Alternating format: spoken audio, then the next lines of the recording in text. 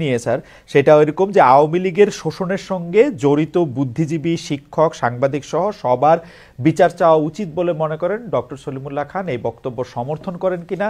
শতকরা ৮৪% দর্শক মনে করেন স্যার আপনার কথা ঠিক, শতকরা ১৬% দর্শক মনে করেন আপনার কথা ঠিক না। আমরা ঠিকানায় খালেদ মহিউদ্দিন অনুষ্ঠান শুরু করার পর আজ আমরা সর্বোচ্চ সংখ্যক ভোটার ভোট দিয়েছেন। ১,১০,০০০ দর্শক এই ভোটে অংশগ্রহণ করেছেন। এই ১,১০,০০০ একটা বিরাট নাম্বার। এই জরিপের জন্য আমরা ১-২ দিনের মতো, মানে ৩৬ ঘন্টার মতো এই জরিপ ওপেন ছিল। এইটার জন্য ১,১০,০০০ জন এর মধ্যে ভোট দিয়েছে।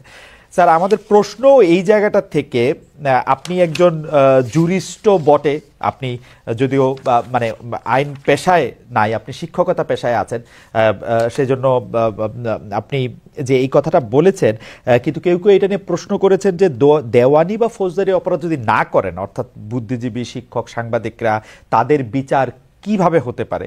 মানে টক শোতে কেউ যদি শেখ হাসিনার পক্ষে কথা বলে থাকেন, সেটা অপরাধমূলক কর্মকাণ্ডের মধ্যে পড়বে কিনা, বা আপনি এটা মিনও করছেন কিনা? ধন্যবাদ।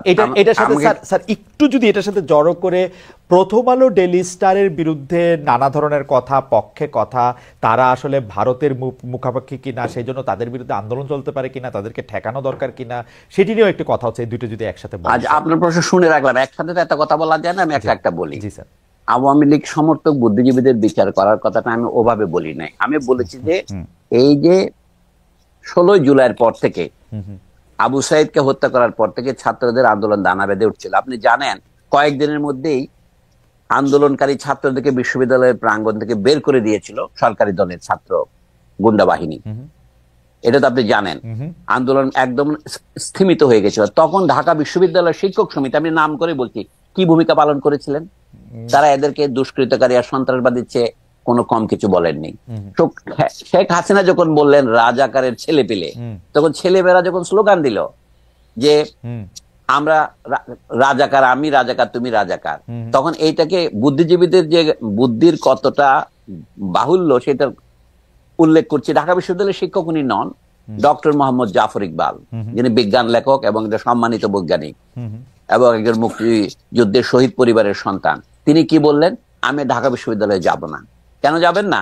কারণ ওখানে ছেলেরা রাজাকার। অর্থাৎ উনি ব্যঙ্গটাও বুঝতে পারছেন না। কোন একটা রেজিম যে ফ্যাসিস্টকে ফ্যাসিস্ট নয়, তার একটা মাপকাঠি হচ্ছে সে ক্যারিকেচার বা ব্যঙ্গকে কিভাবে নেয়, স্যাটায়ারকে কিভাবে নেয়। জাফর ইকবাল সাহেব স্যাটায়ার বুঝতে পারেন নাই। যারা নিজেদেরকে রাজাকার বলছে তারা তো স্যাটায়ার করছে শেখ হাসিনাকে। শেখ হাসিনাই আসলে রাজাকার বলতে চেয়েছে ওরা। তুমি কে, আমি কে, রাজাকার রাজাকার।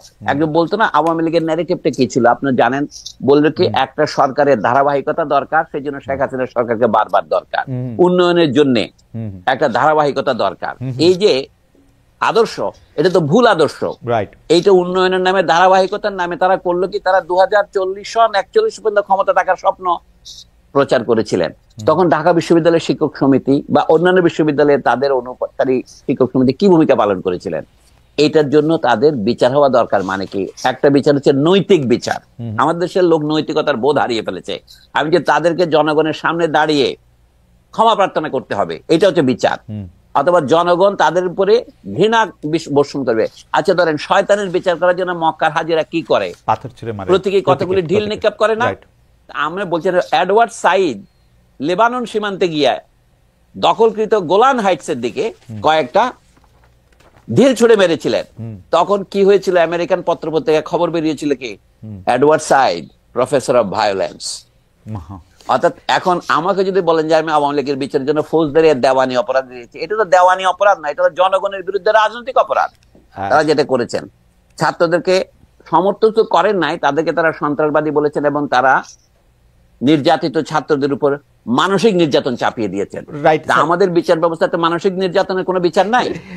স্যার, এটা জুলাই আগস্টে শুধু না, গত ৫ বছর, ১০ বছর, ১৫ বছর যে সময়ে ছিল স্যার, আপনি বহুবার এটা বলেছেন, বক্তৃতায় বলেছেন, টকশোতে বলেছেন, আমরা নিজেরা এক্সপিরিয়েন্স করেছি। তারা যে এইভাবে সরকারের বিভিন্ন অপকর্মকে, আপনি যাদের কথা বলছেন, ঢাকা বিশ্ববিদ্যালয়ের শিক্ষক সমিতি থেকে শুরু করে আমরা নিজেরা, মানে সাংবাদিক থেকে শুরু করে অনেকেই এই কাজটাই করেছেন, বুদ্ধিজীবী বারবার করেছেন। কিন্তু স্যার, আমরা এই